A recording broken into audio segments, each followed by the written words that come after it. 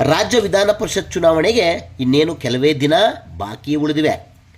ಕಾಂಗ್ರೆಸ್ ಸರ್ಕಾರ ಕೆಪಿಸಿಸಿ ಪರಿಶಿಷ್ಟ ಜಾತಿ ವಿಭಾಗದ ರಾಜ್ಯಾಧ್ಯಕ್ಷರಾದ ಆರ್ ಧರ್ಮಸೇನಾರವರಿಗೆ ಈ ಸಲದ ವಿಧಾನ ಪರಿಷತ್ ಟಿಕೆಟ್ ನೀಡಬೇಕೆಂದು ಕೆಪಿಸಿಸಿ ನಗರ ಘಟಕದ ಮಾಧ್ಯಮ ವಕ್ತಾರ ಹರೀಶ್ ಬಾಬುರವರು ರಾಜ್ಯ ಸರ್ಕಾರಕ್ಕೆ ಸವಿನಯ ಮನವಿ ಮಾಡಿದ್ದಾರೆ.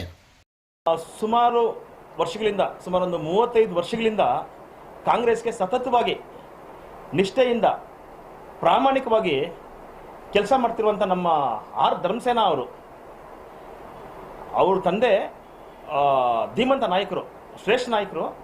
ಅವ್ರ ತಂದೆ ಬಗ್ಗೆ ಹೇಳಬೇಕು ಅಂತಂದರೆ ಪದಗಳು ಸಾಕಾಗೋದಿಲ್ಲ. ಅಷ್ಟೊಂದು ಸಾಧನೆ ಮಾಡಿರೋಂಥ ಅವರ ಮಗ ಅಷ್ಟು ವರ್ಚಸ್ಸಿರುವಂಥ ಕುಟುಂಬದಲ್ಲಿದ್ರೂ ಅವ್ರು ಯಾವುದೇ ರೀತಿಯಿಂದ ತಂದೆಯ ಒಂದು ಇನ್ಫ್ಲೂಯೆನ್ಸ್ ಯೂಸ್ ಮಾಡ್ಕೊಂಡೆ ಬ್ಲಾಕ್ ಮಟ್ಟದಿಂದ ಕೆಲಸ ಮಾಡಿಕೊಂಡು ಸತತವಾಗಿ 35 ವರ್ಷಗಳಿಂದ ತನ್ನನ್ನು ಕಾಂಗ್ರೆಸ್ ಪಕ್ಷಕ್ಕೆ ಅರ್ಪಿಸಿ ಇಷ್ಟು ವರ್ಷಗಳ ಕಾಲ ಸೇವೆ ಮಾಡಿದ್ದಾರೆ.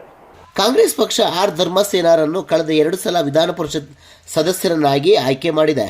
ಜೊತೆಗೆ ಕ್ಷೇತ್ರದಲ್ಲಿ ಯಾವುದೇ ರೀತಿಯ ಜಾತಿ ಭೇದ ಭಾವ ತೋರದೆ ಎಲ್ಲ ವರ್ಗಗಳಲ್ಲೂ ತಮ್ಮದೇ ಆದ ಛಾಪು ಮೂಡಿಸುವಲ್ಲಿ ಧರ್ಮಸೇನಾರವರು ಯಶಸ್ವಿಯಾಗಿದ್ದಾರೆ. ಕಾಂಗ್ರೆಸ್ ಪಕ್ಷದ ನಿಷ್ಠಾವಂತ ವ್ಯಕ್ತಿಯಾಗಿ ಕಾಂಗ್ರೆಸ್ ಪಕ್ಷದ ಸಂಘಟನೆಯಲ್ಲಿ ತೊಡಗಿದ್ದಾರೆ ಆರ್ ಧರ್ಮಸೇನಾ. ಇಂತಹ ವ್ಯಕ್ತಿಗೆ ಅಂದರೆ ಧರ್ಮಸೇನಾರವರ ಕಾರ್ಯವೈಖರಿಗೆ ಸಮಾಜದಲ್ಲಿ ಒಳ್ಳೆಯ ಪ್ರತಿಕ್ರಿಯೆ ಇದೆ. ಧರ್ಮಸೇನಾರವರು ತಮ್ಮ ಸಮಾಜಮುಖಿ ಕೆಲಸಗಳ ಮೂಲಕ ಜನಸಾಮಾನ್ಯರ ಮನದಲ್ಲಿ ಶಾಶ್ವತವಾಗಿ ಉಳಿಯುವ ಕೆಲಸ ಮಾಡಿದ್ದಾರೆ.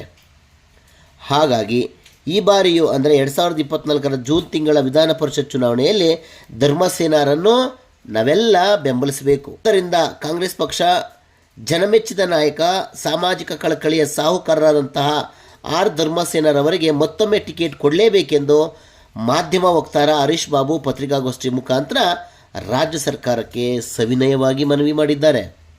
ಈ 2023 ವಿಧಾನಸಭಾ ಚುನಾವಣೆ ಏನು ನಡೀತು, ಈ ಚುನಾವಣೆ ಕಾಂಗ್ರೆಸ್ ಪಕ್ಷ 135 ಸೀಟ್ ಗೆಲ್ಲೋದಕ್ಕೆ ಧರ್ಮಸೇನಾ ಅವ್ರ ಕೊಡುಗೆ ಭಾರಿ ದೊಡ್ಡ ಪ್ರಮಾಣದಲ್ಲಿ ಅವರು ಕೆಲಸ ಮಾಡಿದ್ದಾರೆ.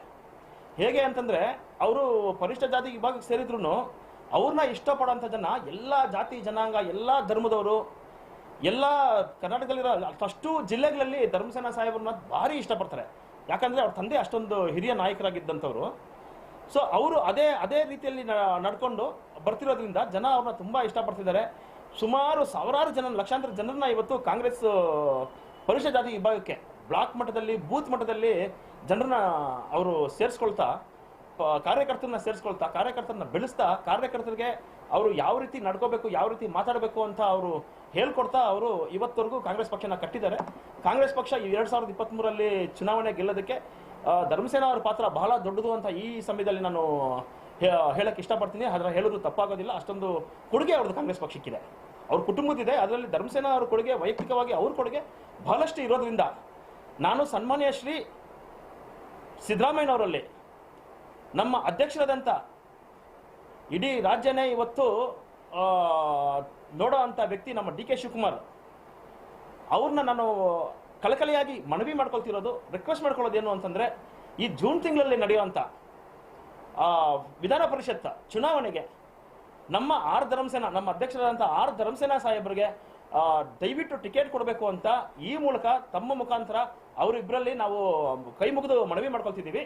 ತದನಂತರ ಅವ್ರಿಗೆ ನಾವು ಈ ಪ್ರೆಸ್ ಮೀಟ್ ಮುಗಿದ ನಂತರ ಸಿದ್ದರಾಮಯ್ಯ ಸಾಹೇಬ್ರಿಗೂ ಹಾಗೂ ಡಿ ಕೆ ಶಿವಕುಮಾರ್ ಸಾಹೇಬ್ರಿಗೂ ನಾವು ಮನವಿ ಸಲ್ಲಿಸಿದ್ದೀವಿ, ರಿಕ್ವೆಸ್ಟ್ ಕೊಡ್ತಾ ಇದ್ದೀವಿ.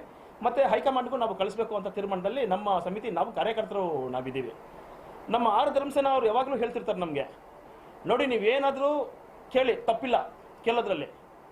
ಪಕ್ಷನ ಮುಜುಗರಕ್ಕೀಡು ಮಾಡೋ ಅಂಥದ್ದು, ಪಕ್ಷಕ್ಕೆ ಆಗದೇ ಇರೋಂಥ ಕೆಲಸ ಮಾಡೋದನ್ನು ಯಾವತ್ತೇ ಆಗಲಿ ಮಾಡಬಾರ್ದು ಅಂತ ಹೇಳಿದ್ದಾರೆ.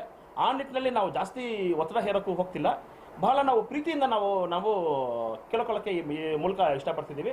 ಆರ್ ಧರ್ಮಸೇನಾ ಅವ್ರಿಗೆ ನೀವು ಟಿಕೆಟ್ ಕೊಟ್ಟಿದ್ದೆ ಆದರೆ ನಾವು ತುಂಬ ಖುಷಿಯಿಂದ ಕೆಲಸ ಮಾಡ್ತೀವಿ. ನೀವು ಯಾರು ಟಿಕೆಟ್ ಕೊಟ್ಟರು ಕಾಂಗ್ರೆಸ್ ಕಾರ್ಯಕರ್ತನಾಗಿ, ಕಾಂಗ್ರೆಸ್ ಪಕ್ಷೀಯ ನಿಷ್ಠಾವಂತ ಕಾರ್ಯಕರ್ತರಾಗಿ ನಾವು ಅಷ್ಟು ಜನ ಕೆಲಸ ಮಾಡ್ತೀವಿ.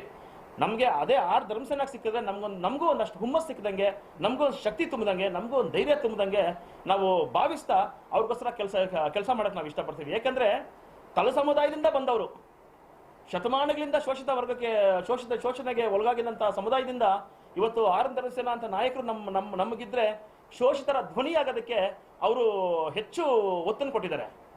ಇವತ್ತು ದಮನಿತರಿಗೆ ಯಾರಾದರೂ ಧ್ವನಿಯಾಗಿದ್ದಾರೆ, ಶೋಷಿತರಿಗೆ ಯಾರಾದರೂ ಶಕ್ತಿಯಾಗಿದ್ದಾರೆ ಅಂದರೆ ಅದು ಕರ್ನಾಟಕದಲ್ಲಿ ಆರ್ ಧರ್ಮಸೇನಾ ಅಂದರೆ ತಪ್ಪಾಗೋದಿಲ್ಲ. ಸೊ ಹಾಗಾಗಿ ಅಂಥ ನಾಯಕರನ್ನ ನಮ್ಗೇನಾದರೂ ನೀವು ಕೊಟ್ಟಿದೆ ಅಂದರೆ ಪಕ್ಷ, ನಾವು ಇನ್ನೂ ಹೆಚ್ಚು ಖುಷಿಯಿಂದ ನಾವು ಪಕ್ಷಕ್ಕೆ ನಿಷ್ಠೆಯಾಗಿ ಕೆಲಸ ಮಾಡಿ ನಾವು ಧರ್ಮಸೇನಾ ಸಾಹೇಬ್ರನ್ನ ಗೆಲ್ಸ್ಕೊಂಡು ಬರೋದಕ್ಕೆ ನಾವು ಶತ ಪ್ರಯತ್ನ ಪಡ್ತೀವಿ. ಒಂದು SC ಘಟಕಕ್ಕೆ ಕಳೆದ 3 ವರ್ಷದಿಂದ ರಾಜ್ಯಾಧ್ಯಕ್ಷರಾದಂಥ ಆರ್ ಧರ್ಮಸೇನರವರು 25,000 ಸದಸ್ಯರನ್ನು SC ವಿಭಾಗಕ್ಕೆ ಜಿಲ್ಲಾದ್ಯಂತ ಕಾರ್ಯನಿರ್ವಹಿಸಿದ್ದಾರೆ.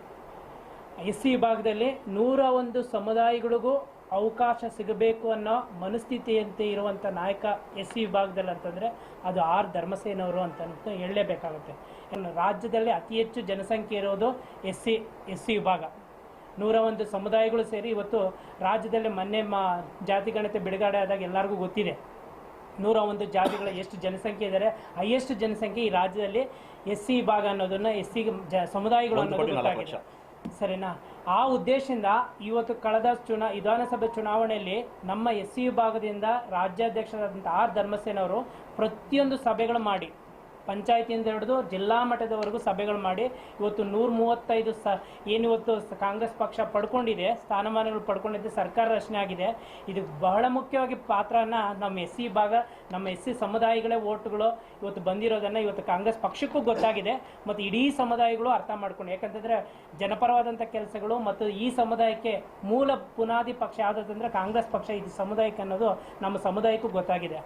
ಮಾಧ್ಯಮಗೋಷ್ಠಿಯಲ್ಲಿ ಪ್ರದೇಶ ಕಾಂಗ್ರೆಸ್ ಸಮಿತಿಯ ಬೆಂಗಳೂರು ಕೇಂದ್ರ ಜಿಲ್ಲಾ ಪರಿಶಿಷ್ಟ ಜಾತಿ ವಿಭಾಗದ ಮಾಧ್ಯಮ ವಕ್ತಾರ ಹರೀಶ್ ಬಾಬು, ಮಾಧ್ಯಮ ಉಪ ಉಸ್ತುವಾರಿ ನೆಹಮಿಯಾ ರಾಜು, ಕಾಂಗ್ರೆಸ್ ಪಕ್ಷದ ಹಿರಿಯ ಮುಖಂಡರಾದಂತಹ ಪಾರ್ಥಿಬನ್ ಮತ್ತು ಸಂತೋಷ್ ಅವರು ಉಪಸ್ಥಿತರಿದ್ದರು.